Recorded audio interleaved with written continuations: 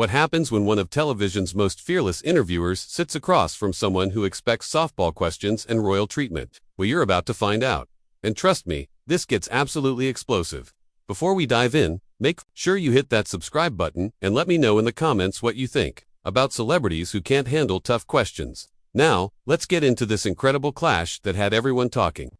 The studio lights were blazing hot that evening, casting their familiar glow across the polished desk where Piers Morgan sat, straightening his tie with the confidence of a man who had interviewed prime ministers, presidents, and plenty of difficult celebrities. His producer had warned him this might be a challenging interview, but Piers thrived on challenges. That's what made him one of the most respected journalists in the business. Ladies and gentlemen, tonight we have a very special guest, Piers began, his voice carrying that distinctive authority that viewers had come to expect. Someone who has been making headlines around the world and I'm sure has plenty to say about recent events. Please welcome Meghan Markle. The applause was polite but measured as Meghan walked onto the set. Her smile perfectly practiced, her posture radiating the kind of confidence that comes from years of media training. She settled into the guest chair, with an air of expectation, clearly anticipating the kind of gentle questioning she had grown accustomed to from most interviewers. "Meghan, thank you for joining us tonight," Piers said, leaning forward slightly, his journalist instincts already reading the room. "I know you've had quite a lot to say recently about your experiences, and I think our viewers would appreciate some honest answers to some direct questions." Meghan's smile flickered for just a moment, barely perceptible, but Piers caught it. "Of course, Piers, I'm always happy to set the record straight and speak my truth." "Your truth," Piers repeated, his eyebrows raising slightly. "That's an interesting phrase you've been using quite a bit lately, but I'm more interested in the truth, if you don't mind, the actual facts." The temperature in the studio seemed to drop a degree. Meghan shifted in her chair, her media training kicking in as she maintained her composure. "I think my truth is the truth, Piers.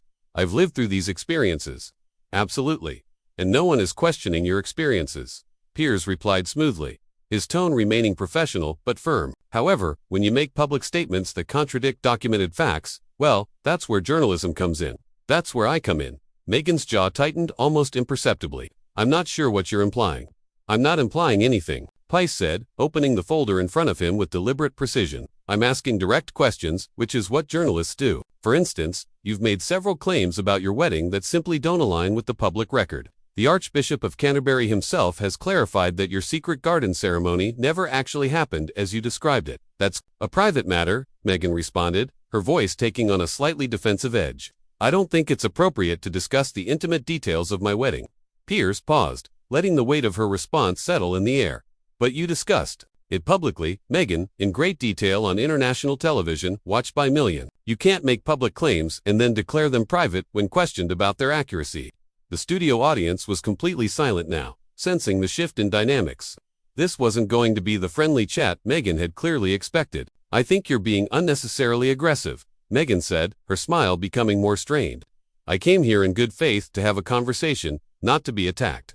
"Asking for factual accuracy isn't an attack," Piers replied calmly, his years of experience evident in how he maintained his composure. "It's journalism.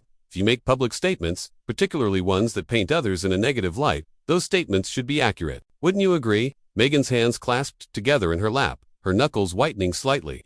"I think you're twisting my words." "I'm reading your words," Piers said, holding up a transcript. "These are direct quotes. You said, and I quote, that you were married 3 days before the public ceremony in a private ceremony in your backyard with just the Archbishop of Canterbury. The Archbishop has since stated that this was not a legal marriage ceremony, but merely a private exchange of vows. Yet you presented it as your actual wedding. Can you explain the discrepancy?" The question hung in the air like a challenge. Meghan's media training was clearly being tested as she struggled to find a response that would maintain her narrative while addressing the factual inconsistency. "I think you're focusing on semantics rather than the emotional truth of what happened," she finally said, her voice carrying a hint of irritation. "The important thing is what it meant to us personally." "Semantics." Piers leaned back slightly, his expression one of genuine surprise. "Meghan, you told millions of people around the world that you had a secret wedding ceremony. That's not semantics. That's a factual claim. And when the person who supposedly performed that ceremony says it didn't happen as you described, well, that's not semantics either. That's a contradiction that deserves clarification." Meghan's composure was beginning to crack, just slightly, but enough for the experienced interviewer to notice. Her smile had become forced, her posture more rigid.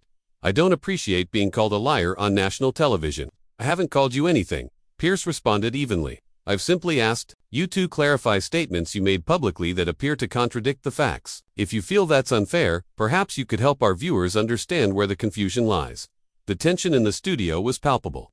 Now, what had started as a standard celebrity interview was quickly becoming something much more contentious, and Meghan was clearly unprepared for this level of scrutiny. I think you're being deliberately obtuse, Meghan said, her voice rising slightly. You know exactly what I meant. Actually, I don't, Piers replied, his tone remaining professional, despite the increasing hostility from his guest, and neither do our viewers. That's why we're having this conversation, to get clarity on these important issues that you've made public. Meghan stood up abruptly, then sat back down, clearly struggling with how to handle this situation. Her team of advisors, visible just off camera, were exchanging worried glances.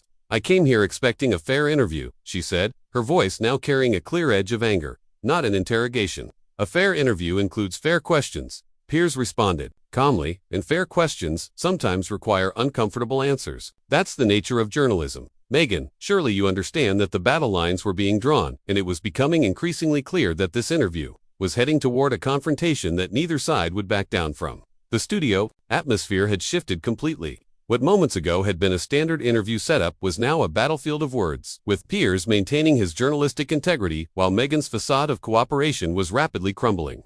Let's move on to another topic then, Piers said, consulting his notes with the professionalism of someone who had navigated thousands of difficult interviews. You've made some very serious allegations about racism within the royal family. These are incredibly damaging accusations that have had global repercussions. Can you provide any specific evidence to support these claims? Meghan's eyes flashed with something between anger and panic. I lived through it, Piers. That should be evidence enough. Personal experience is certainly valid, Piers acknowledged. But when you make accusations of institutional racism against one of the world's most scrutinized families, accusations that have damaged Britain's reputation internationally, surely you can understand why people might want more than just your word. Are you saying I'm lying about racism? Meghan's voice rose significantly, causing several crew members to look up from their equipment. I'm asking for specifics, Piers replied steadily. You've made general accusations, but provided no concrete examples. No witnesses, no documentation. You mentioned conversations about your son's skin color, but you've refused to name who said what, when, or in what context. How can anyone properly address these serious allegations without details? Meghan shifted uncomfortably, her hands now visibly trembling slightly. I protected them by not naming names. I could have, but I chose not to. Protected them. Piers leaned forward, his journalist instincts fully engaged. Meghan, you've accused them of racism on international television. You painted the entire institution as discriminatory. How is that protection? I didn't name specific individuals. Meghan shot back, her composure slipping further. But you smeared the entire family, Piers countered. You've allowed speculation to run wild with millions of people around the world now, viewing the royals as racist based solely on your unsubstantiated allegations. Surely you can see how that's problematic. Meghan's media training was failing her completely now. Her breathing had become noticeably faster, her perfect posture replaced by defensive body language. I don't have to prove anything to you or anyone else. My lived experience is valid. Your experience is absolutely valid, Piers agreed, his tone remaining remarkably calm despite the rising tension. But your public accusations have consequences beyond your personal experience. They've damaged relationships between Commonwealth nations, they've hurt people who have dedicated their lives to public service, and they've divided public opinion based on allegations that no one can verify or address properly because you've provided no specifics. So you're blaming me for the reaction to racism. Meghan's voice was now clearly strained, her carefully constructed public persona giving way to raw emotion. I'm asking you to take responsibility for the way you've presented these allegations. Piers responded firmly. If someone treated you the way you've treated the royal family, making vague but damaging accusations without providing specifics or evidence, how would you feel? Meghan stood up again, this time pacing slightly behind her chair. The camera operators adjusted their positions to keep her in frame while her team looked increasingly concerned. This is exactly the kind of treatment that drove me away in the first place, she said, her voice now carrying a desperate edge. You're more concerned about protecting the institution than you are about protecting me. I'm concerned about the truth, Piers replied, his voice steady as a rock. And the truth is that you've made serious public accusations without providing the evidence needed to substantiate them. That's not protecting anyone, Meghan, that's just responsible journalism. Responsible journalism. Meghan laughed bitterly, the sound echoing strangely in the studio. You're just another member of the British establishment trying to silence me. Piers paused, letting her words hang in the air before responding with measured precision. Meghan, I've spent my career challenging the establishment, holding powerful people accountable, and asking difficult questions regardless of who might be uncomfortable with them. That's exactly what I'm doing now, by attacking a woman of color, who's trying to speak her truth. Meghan's voice cracked slightly on the last words. By asking a public figure who has made serious public allegations to provide evidence for those allegations. Piers corrected, your race and gender don't exempt you from scrutiny when you make claims that affect millions of people. Equality means being held to the same standards as everyone else. The words hit Meghan like a physical blow. She stopped pacing and stared at Piers, her mouth opening and closing as she struggled to formulate a response. That's completely unfair. She finally managed. You don't understand what it's like to be in my position. You're absolutely right, Piers acknowledged. I don't understand what it's like to be in your position, but I do understand what it's like to be a journalist and what it's like to be responsible for getting to the truth. And the truth is what our viewers deserve. Meghan returned to her seat, but her body language had completely changed. Gone was the confident, composed woman who had walked onto the set. In her place sat someone who was clearly struggling to maintain control. Let's talk about your relationship with your father, Piers continued, consulting his notes. You've publicly estranged yourself from the man who raised you, who paid for your education, who walked you down the aisle at your wedding. Yet, you've embraced a family that you claim treated you poorly. Can you help our viewers understand that choice? My father betrayed me, Meghan said quickly, too quickly. He sold stories to the press. He staged photographs. He chose money over his daughter. He made mistakes. Piers agreed, but according to several reports, he was also dealing with intense media pressure, health issues, and was trying to manage an impossible situation. Did you ever consider that he might have needed your support rather than your abandonment? Meghan's face flushed red. You don't know what you're talking about. You don't know the full story. Then tell me the full story, Piers said simply. Help me understand how a man who sacrificed so much for your success suddenly became someone you could completely cut out of your life. He made his choices, Meghan said, her voice becoming cold. And I made mine. Even after his heart attack, even when he was clearly struggling, Piers pressed. You chose to maintain your relationship with a father-in-law you barely knew over the man who raised you. The question clearly hit home. Meghan's composure cracked completely, tears forming in her eyes. But they seemed more like tears of frustration than genuine emotion. You're being cruel, she whispered. I'm being honest, Piers replied gently but firmly. And sometimes honesty is uncomfortable, but it's necessary. The interview had reached a breaking point, and everyone in the studio could feel it. The studio had become a pressure cooker, and everyone present knew they were witnessing something unprecedented. Meghan sat rigid in her chair, tears of frustration glistening in her eyes, while Piers maintained the steady professionalism that had made him one of television's most respected interviewers. Meghan, Piers said softly, his tone shifting to something more compassionate without losing its journalistic edge. I understand this is difficult, but these are questions that millions of people are asking. If you're going to make public statements that affect so many lives, surely you can understand why those statements need to be examined. Examinador attacked. Meghan shot back, her voice cracking with emotion. Because there's a difference, and you've crossed that line. I've asked you for evidence to support serious allegations you've made publicly.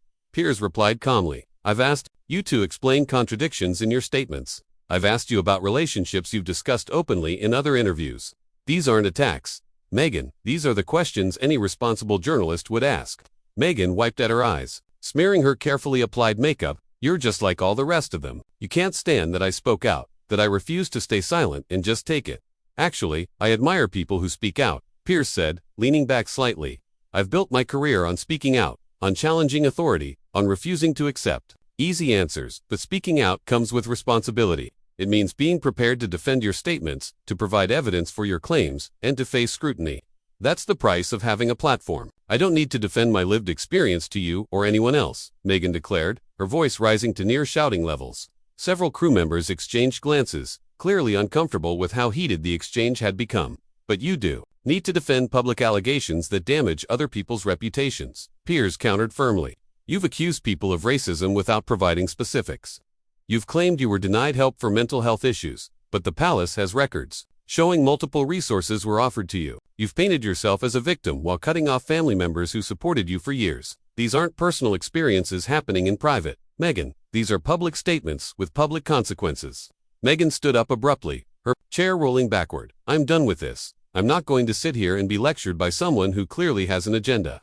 My only agenda is the truth, Piers replied, remaining seated, his voice steady, despite the chaos erupting in front of him. And if that makes you uncomfortable, perhaps you should ask yourself why. Because you're twisting everything I say. Meghan practically screamed, her composure completely shattered. Now, you're taking my words out of context. You're minimizing my experiences, and you're more concerned about protecting a racist institution than you are about justice. I'm asking for evidence of racism, Piers said, his voice becoming firmer.